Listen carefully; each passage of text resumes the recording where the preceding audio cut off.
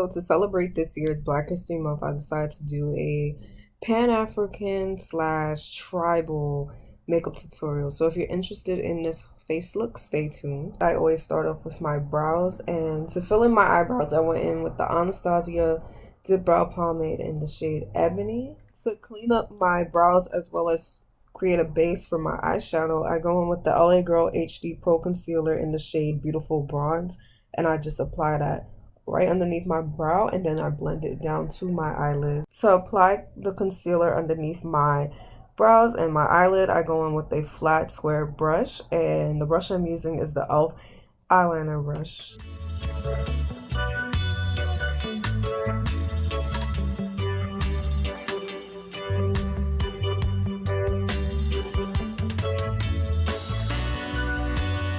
Now to blend out the concealer I just applied on my eye, I go in with the Real Technique Swirl 2 brush. This is a powder brush, and I just go ahead and start dabbing down the concealer, making sure it, stays matte, because you want to make sure that your eyelids are primed and prepped with concealer, but you also want to make sure that the concealer is not wet, because your eyeshadows will not stick and stay into place. To set that concealer underneath my eye, I go in with the Black Opal True Color Soft Velvet Finishing Powder in the shade Medium.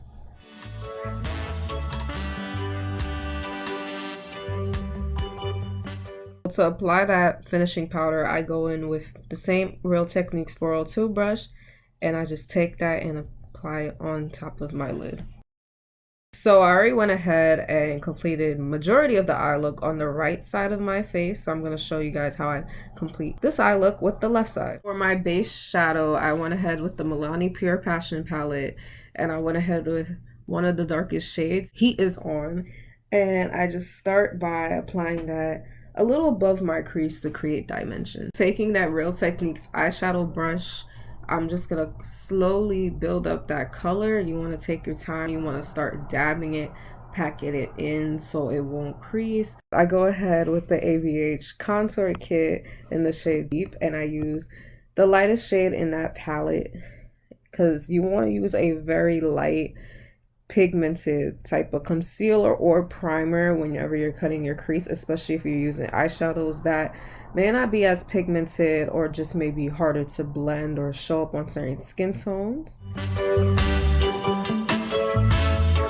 After blending out that ABH concealer, I went ahead with the BH Cosmetics Take Me Back to Brazil eyeshadow palette, and I'm starting first with the deep green shade, and I'm going to use that to begin defining my cut crease. For this look, I'm trying to use colors that are found in the Pan-African flag, as well as just colors that are found in majority of the flags of Black countries. So I'm going to be using reds, greens, golds, black, Now, even though the BH Cosmetics palette is pigmented, these colors tend to be kind of flaky, and also you do have to constantly pack them on to make sure it just looks more vibrant, more vivid. So that's why if you have palettes like these, you definitely want to go ahead and prime your eye look, especially if you're doing a cut crease. Now, once that green shade is completely blended out, I'm actually going to go ahead and kind of cut my crease slash prime one more time. I'm going to use the NYX glitter primer to do this, and the reason why I'm doing this is because the next two shades that I use, the red and the gold, happen to be glittery shades. So I just want those shades, even though they could appear still glittery with the concealer I just used, I just want to make sure they stay on all day and make sure those colors pop as much as possible. After using the glitter primer, I went ahead with the NYX Ultimate eyeshadow palette, and this is the Ultimate Brights palette. I took the red shade in the palette, they don't have names, but I used the red shade in this palette, and I went ahead and packed that eyeshadow towards the waterline. Yeah, so I packed it on majority of my lid towards the waterline portion of my eyelid.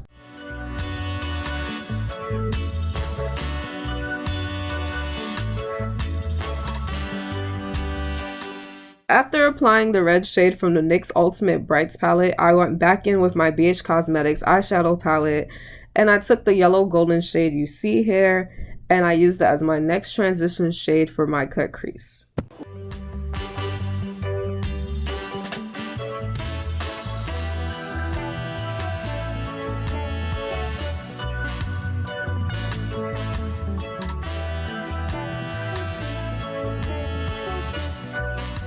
So lastly, for the eyeshadows, I went ahead with the black shade in the BH Cosmetics Take Me Back to Brazil palette. Now, as you can see, I did use eyeliner later on, which kind of blocks most of the black shadow. However, I was using the shadow more so just to deepen up the green shade that I applied before because I want dimension with this cut crease look. After applying the eyeshadow, I went ahead and created a wing eyeliner look, and I did this using the NYX Epic eyeliner in the shade black. In the beginning of the video, you did see that I had white eyeliner as well on my lids, but I usually do certain parts of my eye look in sessions because I will go right after this. I am applying foundation and I don't want my foundation to kind of just smudge and blend into my eyeliner. So I went ahead first with the NYX Epic Wear eyeliner in white, and I only applied it to my eyelids. Later on, I will apply it to the end of my wing.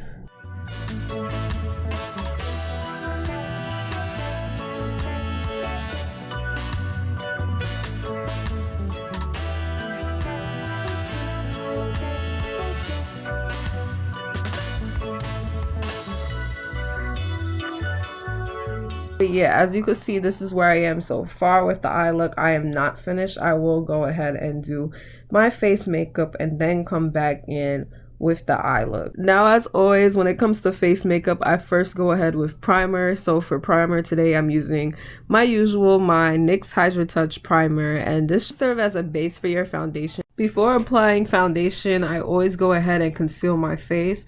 So I'm gonna take the LA Girl HD Pro Concealer in the shade Dark Cocoa. So with this concealer, I just apply it to any parts of my face with hyperpigmentation, such as underneath my eyes, my I usually have a mark on my chin, yeah, some parts of my neck. And as you can see, I don't know if y'all was staring at it like I was after rewatching this video, but I do have a random pimple that just came up on the top.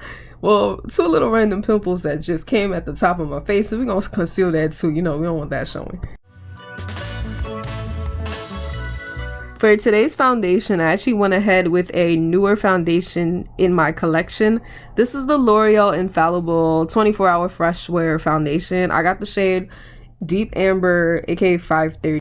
If you want to know more about this foundation, practically they do have 30 shades, I think. The undertones I've heard are not the best, but luckily I found a foundation shade that has cool undertones.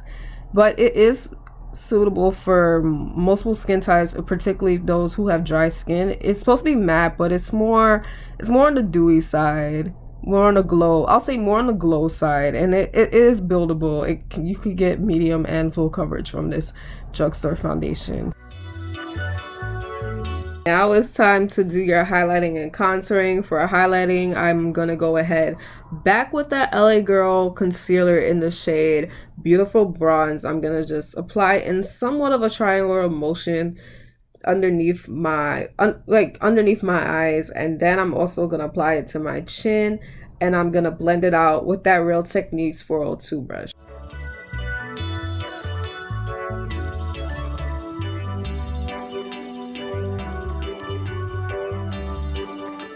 So excuse this part, but after I blended out my concealer, I just saw the nice coverage and glow it was giving in combination with the foundation, and I was like, okay, who just did? I just did that to my face. I was like, who gonna tell me anything at this moment? Like, I was just looking glowy. Like, I like this. I was like, okay.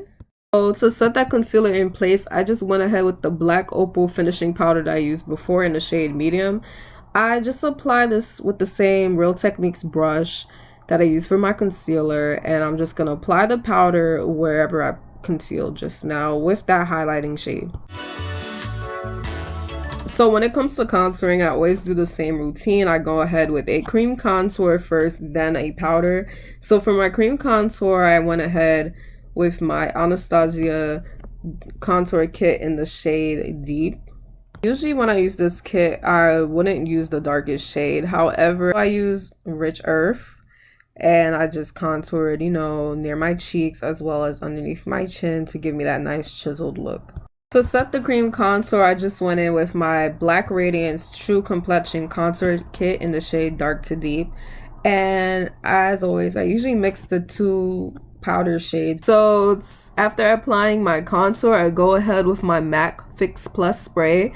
I like to spray my face before applying any highlighter. I need to stop being dramatic when it comes to spraying any setting spray, any fix spray on my face, but I just want to make sure that the spray doesn't get on my camera. For blush, I use the e.l.f. blush palette in the shade Dark, and I'm going ahead with that second to darkest pink shade, and I'm just applying that near my cheeks. To highlight, I'm going to go in with the Wet n Wild Mega Glow Loose Highlighter in the shade Hustle and Glow, and just apply that, you know, near my cheeks as well as my nose. So off camera, I went ahead and already did half of the tribal makeup look. I also went ahead off camera and applied the NYX Epic Wear white eyeliner underneath my wing that I created before. So to create majority of the tribal markings on my face, I did use that same NYX Epic Wear white eyeliner. However, I did, before applying that eyeliner, I used the NYX glitter primer as a base. This is just to, one, mark out where exactly I want that eyeliner to lay on my face, and two, just to make sure that eyeliner stays in place and doesn't crack, because I noticed with this eyeliner, as well as some other white eyeliners, they can kind of look flaky and chalky. So if you're using it on your face, just make sure you kind of have a base, or maybe even possibly find a way to set the eyeliner.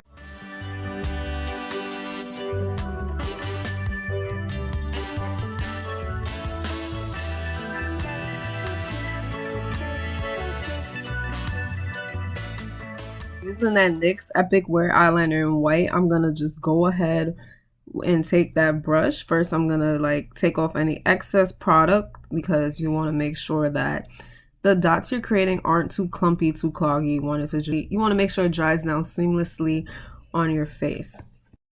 If you're using another form of eyeliner, kind of like with a felt tip brush like the NYX eyeliner I have in black, it will be much easier and better, trust me, than to use eyeliner that's in a pot. But this is what I had at the moment, so I'm going to show you that it is possible to still create a look using eyeliner with a pot instead.